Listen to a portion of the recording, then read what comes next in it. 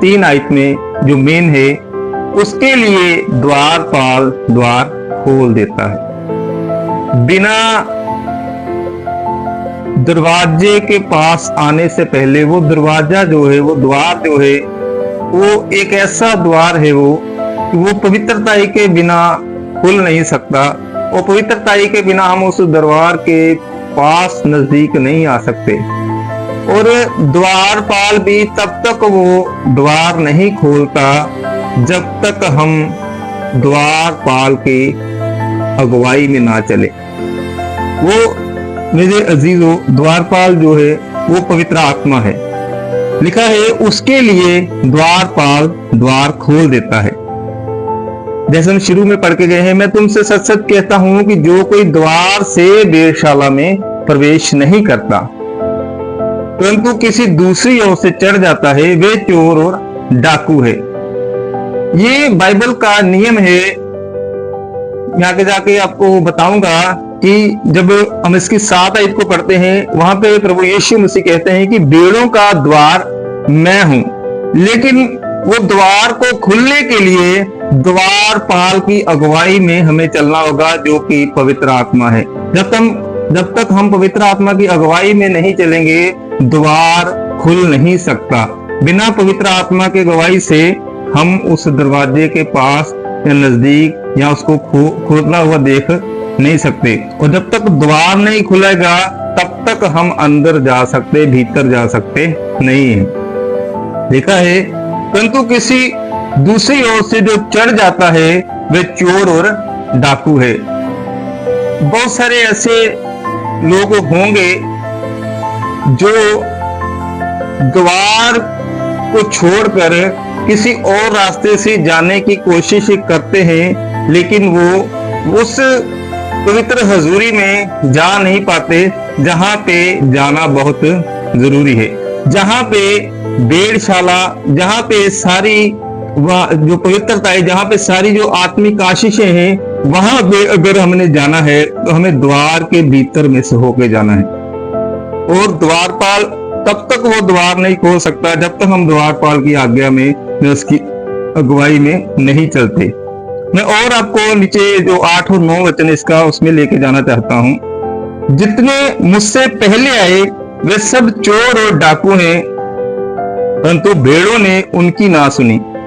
द्वार मैं हूं, यदि कोई मेरे द्वारा भीतर प्रवेश करे तो उद्धार पाएगा और भीतर बाहर आया जाया करेगा और चारा पाएगा। अजीजों, चारा जो है वो खुदा का वचन है, खुदा का कलाम है। और भीतर बाहर आना पवित्र आत्मा के अगुवाई में हमें वो प्रकाशन तब तक नहीं मिल सकता जब हम द्वारपाल पवित्र आत्मा की अगुवाई में नहीं जाएंगे। तब तक ना तो हम भीतर जा सकते हैं, और जब तक भीतर नहीं जाएंगे तो वहां से कुछ लेकर बाहर हम आ सकते नहीं है। बहुत वहां से जो आशीष है, जो चारा है, जो खुदा का कलाम है, जो रेवलेशन है, जो प्रकाशन है, वो जब तक हम द्वारपाल की अगुवाई से होकर द्वार के भीतर नहीं जाते तब तक हम वो चारा, वो खुदा की बरकत, वो खुदा के वरदान, वो खुदा की योजना, उस प्लान को हम लेकर दुनिया में आकर उसको नहीं लेके आ सकते जब तक हम उस द्वारपाल की अगुवाई में नहीं चलते। इसीलिए लिखा है 3 आयत में, उसके लिए द्वारपाल द्वार खोल देता है। और बहुत सारे लोगों के जीवन में उनको लगता है कि दरवाजे के पास जाना और उसको खोलना और उसको खुलते हुए देखना बहुत आसान है। ऐसा नहीं है। जब तक हम द्वारपाल की अगुवाई में होकर नहीं चलेंगे तब तक द्वार खुलता नहीं है। बाइबल में हर एक चीज अनुशासन के अनुसार है। अनुशासन के बिना कुछ भी नहीं है। द्वार, बेशक द्वार ही सब कुछ है। प्रभु यीशु ने कहा है, मैं द्वार हूँ, मैं जीवन की रोटी हूँ, मैं जगत की ज्योति हूँ, मैं जीवन का जल हूँ। वो सब कुछ है, खुदावन सब कुछ है। लेकिन खुदावन भी बिना कलाम से बाहर जाकर कुछ भी करते नहीं है। जब तक द्वारपाल की अगुवाई में नहीं चलेंगे तब तक द्वार खुलता नहीं है। मैं इसी बात पे बार बार आपको जोर दे रहा हूँ, और हमारा आज का टॉपिक भी यही है कि कैसे पवित्र आत्मा हमारे जीवन में कार्य करता है। 3 आयत जो है उसको मैं आपके लिए ज्यादा जोर दे रहा हूँ, और उसके ऊपर जो है लिखा है उसके उसके लिए द्वारपाल द्वार खोल देता है और भेड़ें उसका शब्द सुनती हैं और वे अपनी भेड़ों को नाम लेकर बुलाता है और बाहर ले जाता है। यही मैं आपको समझा रहा हूं कि पवित्र आत्मा जो है उसकी अगुवाई में चलेंगे तो द्वार खुल जाएगा। जैसे हम मत्ती रचित सुसमाचार उसका 25 अध्याय उसके 11 वचन को हम पढ़ेंगे। मैं आपके मन के जानने के लिए और अच्छी तरह समझने के लिए उस वचन को पढ़ना चाहता हूं। मत्ती रचित सुसमाचार उसका 25 अध्याय। हालेलुया। हाँ जी, 11 वचन को पढ़ते हैं। इसके बाद वे दूसरी कुंवारियां भी आकर कहने लगी, हे स्वामी, हमारे लिए द्वार खोल दे। देखिए यहाँ पे जो 10 कुंवारियों का जिक्र है उनमें बताया जाता है, खुदा के कलाम में लिखा है कि 5 जो मूर्ख थी और 5 समझदार थी। मूर्खों ने अपनी मशालें तो ली परंतु अपने साथ तेल नहीं लिया, परंतु समझदारों ने अपनी मशालों के साथ अपनी कुप्पियों में तेल भी भर लिया। जब दूल्हे के आने में देर हुई तो वे सब ऊँघने लगी और सो गई। और इसके 11 वचन में लिखा है, इसके बाद वे दूसरी कुंवारियां भी आकर कहने लगी, हे स्वामी, हमारे लिए द्वार खोल दे। तो वहां पे लिखा है कि उनके लिए द्वारपाल द्वार खोल देता है। तो यहाँ पे लिखा है, हे स्वामी, हमारे लिए द्वार खोल दे। इनके लिए द्वार क्यों नहीं खुला? क्योंकि इन्होंने पवित्र आत्मा की अगुवाई में होकर अपने जीवन को नहीं व्यतीत किया। इन्होंने पवित्र आत्मा की अगुवाई में होकर सेवकाई नहीं की। इन्होंने पवित्र आत्मा की अगुवाई में होकर खुदा का इंतजार नहीं किया। इन्होंने पवित्र आत्मा की अगुवाई में ना होकर परमेश्वर का वचन का प्रचार नहीं किया। इन्होंने पवित्र आत्मा की अगुवाई में होकर खुदा के भवन में जाना नहीं पसंद किया। इसीलिए इनके लिए द्वार बंद है। जब हम पुराने नियम में देखते हैं तो जो नूह खुदा का दास, उन्होंने जो जहाज बनाया तो वहां पे लिखा है कि जब सब कुछ बना दिया और पानी जब आसमान से नीचे आया और वहां पे लिखा गया है कि यहोवा ने द्वार को बंद कर दिया। यहोवा ने द्वार को बंद कर दिया। खुदा का कलाम कहता है उसके बंद किए को कोई खोल नहीं सकता, उसके खोलने को कोई बंद कर सकता नहीं है। तो खुदावन यीशु मसीह जब सलीब पे अपनी जान दी उन्होंने, तो लिखा है कि जो मंदिर का पर्दा था वो 2 भाग हो गया। उसका मतलब ये है कि खुदावन ने उस द्वार को अपनी सलीब पे जान देकर उस द्वार को खोल दिया। बेशक द्वार खुला हुआ है, लेकिन पवित्र आत्मा के गवाही में होकर नहीं जाओगे आज भी तो आपके लिए वो द्वार बंद है। वो द्वार उनके लिए खुला हुआ है, वो द्वार जो पवित्र आत्मा के गवाही में पवित्र आत्मा को पाकर उस दरवाजे के नजदीक जाते हैं। बिना पवित्र आत्मा के अगुवाई से आप दरवाजे के अंदर जा सकते नहीं है। दरवाजे के अंदर जाना इतना आसान नहीं है। बेशक खुदावन यीशु मसीह ही द्वार है, खुदावन यीशु मसीह सब कुछ है, लेकिन द्वार के अंदर जाना बिना पवित्र आत्मा के, बिना पवित्रता के हम जा सकते नहीं है। और उस जगह पे इसीलिए स्पेशल लिखा हुआ है कि उसके लिए द्वारपाल द्वार खोलता है। किसके लिए? जो कोई द्वार से होकर भेड़शाला में प्रवेश करता है। हालेलुया। द्वार से होकर हमें, जो द्वार है वो खुदावन यीशु मसीह है, वो खुदा का कलाम है। जो खुदा का कलाम है उसी के अंदर रहकर हमने सेवकाई करनी है, उसी के अंदर रहकर हमने अपने जीवन को व्यतीत करना है। और वो कलाम हमारे जीवन में तभी उस बरकत को देगा, उस आशीष को देगा जब हम पवित्र आत्मा की अगुवाई में, उस द्वारपाल की अगुवाई में होकर चलेंगे। उसके बिना हम ना तो दरवाजे के नजदीक से आ सकते हैं और ना द्वार के हम अंदर आ सकते हैं। और जब तक हम द्वार के अंदर नहीं आएंगे तब तक हम उसके अंदर से कुछ भी ले आ सकते नहीं है। जैसे लिखा है इसके 9 वचन में, द्वार मैं हूं, यदि कोई मेरे द्वारा भीतर प्रवेश करे तो मुक्ति पाएगा, मतलब कि तो उद्धार पाएगा।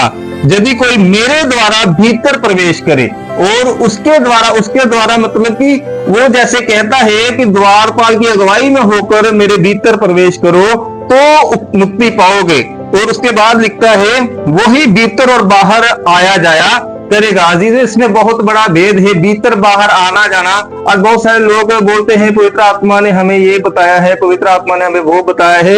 ये भीतर बाहर का मतलब, जब हम भीतर जाते हैं तो वो खुदा के प्रकाशन में चले जाते हैं, खुदा के हजूरी में चले जाते हैं। तो जब हम खुदा की हजूरी में जाते हैं भीतर, तो वहां से हम कुछ लेकर बाहर आते हैं उसके लिए जो खुदा से दूर है। और जब उसको लेकर बाहर आएंगे तो उन्हें भीतर की बातें बताएंगे कि भीतर में क्या हो रहा है, तभी हम वो बाहर वाला सुनेगा और प्रभु को अपना जीवन देगा। तो ये सब तब होगा जब हम द्वारपाल की अगुवाई में चलेंगे, तभी हम भीतर जा सकते हैं। उसके बिना हम भीतर जा सकते नहीं है। तो तभी ही दरवाजा खुलता है। जैसे वो लिखा है, यहोवा ने द्वार बंद कर दिया और जब 10 कुमारियों में से 5 गई, उनके लिए भी क्या हुआ, द्वार बंद हो गया, क्योंकि वो पवित्र आत्मा की अगुवाई में नहीं चल रहे। अजीजों, ये वचन हमें इसलिए सिखाता है कि हमें इन दिनों में पवित्र आत्मा की अगुवाई में चलना है। बिना पवित्र आत्मा की अगुवाई से हम खुदा के नजदीक नहीं जा सकते और हम खुदा के स्वर्ग राज्य में दाखिल नहीं हो सकते।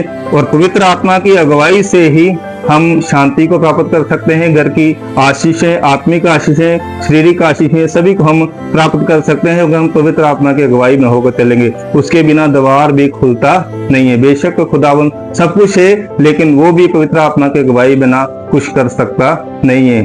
खुदावन होते हुए भी पवित्र आत्मा की अगुवाई से जब तक नहीं कोई सेवकाई में आता है, जहाँ कुछ भी मांगता है, बिना पवित्र आत्मा के बाहर जाके कुछ बोलता है, तो खुदावन उसको कभी भी पूरा नहीं करते। खुदावन का कलाम अनुशासन में रहता है और खुदावन भी अनुशासन में रहता है। इसलिए हमें भी अनुशासन में ही रहते हुए खुदावन में अपना जीवन व्यतीत करना है। तो इस तरह से पवित्र आत्मा हमारे जीवन में कार्य करता है कि हम खुदा के कलाम में होकर चलें और खुदा की अगुवाई में चलें। और खुदा की अगुवाई यही है कि हम पवित्र आत्मा की अगुवाई में होकर चलें, तभी खुदा का कलाम हमारे जीवन में काम करेगा। परमेश्वर इस वचन के द्वारा आपको आशीष और बरकत दे। आइए हम दुआ में जाएंगे और सभी अपनी आंखों को बंद करेंगे जो लाइव में है। सामर्थी परमेश्वर खुदावन यीशु राजा पिता, आपका धन्यवाद करते हैं। जलाली परमेश्वर खुदावन पिता, इस वचन को लेकर पिता परमेश्वर जो हमने बातें की हैं पवित्र आत्मा की अगुवाई में, खुदावन की भेड़ और जो द्वारपाल की अगुवाई में होकर हमें चलना है और द्वारपाल की अगुवाई में होकर ही हम भीतर बाहर आ सकते हैं और भीतर जाएंगे और वहां से तेरी आत्मिक आशीषें, तेरे कलाम को लेकर, तेरे रेमा को लेकर हम बाहर आ सकते हैं खुदावन, और लोगों के बीच में उसको बांट सकते हैं। तो ये तभी ही होगा जब हम द्वारपाल की अगुवाई में, पवित्र आत्मा की अगुवाई में होकर चलेंगे खुदावन यीशु राजा पिता परमेश्वर। होने पाए पिता जितने भी परिवारों में ये मैसेज जाए खुदावन यीशु राजा, हर एक पे तेरी पवित्र आत्मा की सामर्थ उतरने पाए खुदावन यीशु राजा पिता परमेश्वर। तेरा अभिषेक हो खुदावन। इन दिनों में हम तुझ में बढ़ते जाए, पवित्र आत्मा की अगुवाई में चले, हमारे बच्चे पवित्र आत्मा की अगुवाई में चले, हमारा पूरा परिवार, बुजुर्ग, जवान सब पवित्र आत्मा की अगुवाई से चले खुदावन यीशु राजा पिता परमेश्वर। और पवित्र आत्मा ही उस विरासत का अभियाना है। हालेलुया। पवित्र आत्मा ही हमारे जीवनों में जो कार्य करता है, जिसके द्वारा हमने प्रभु यीशु को कबूल किया है, पवित्र आत्मा स्थान में कार्य करता है और पवित्र आत्मा की बारिश सुनने वालों पे बहुतायत से होने पाए। अब करे बारे बारे गले बारे बारे बारे बारे करे बारे। खुदावन तेरा फजल हो खुदावन यीशु राजा पिता, हर एक को ब्लेस करे पिता परमेश्वर, हर एक को ब्लेस करे, अपने पवित्र आत्मा के सामने से वरदानों से ब्लेस करे। आज के इस मैसेज के द्वारा खुदावन पिता परमेश्वर करे बरे दरे बरे बरे बरे करे दरे बरे बरे बरे, जितने भी जन सुने वो पवित्र आत्मा उनके जीवन में बहुतायत से कार्य करे, बहुतायत से कार्य करे। उनके बच्चों के ऊपर पवित्र आत्मा की सामर्थ आ जाए। Hallelujah hallelujah hallelujah hallelujah hallelujah hallelujah hallelujah hallelujah hallelujah. पवित्र आत्मा की सामर्थ हालेलुया उनके घरों में उनका अभिषेक हो जाए। Hallelujah hallelujah hallelujah hallelujah. हम अपनी समझ का सहारा ना लेने पाए, पवित्र आत्मा की अगुवाई में चलने पाए, तभी हम हालेलुया द्वार के अंदर जा सकते हैं। बिना पवित्र आत्मा की अगुवाई से हम द्वार के अंदर नहीं जा सकते।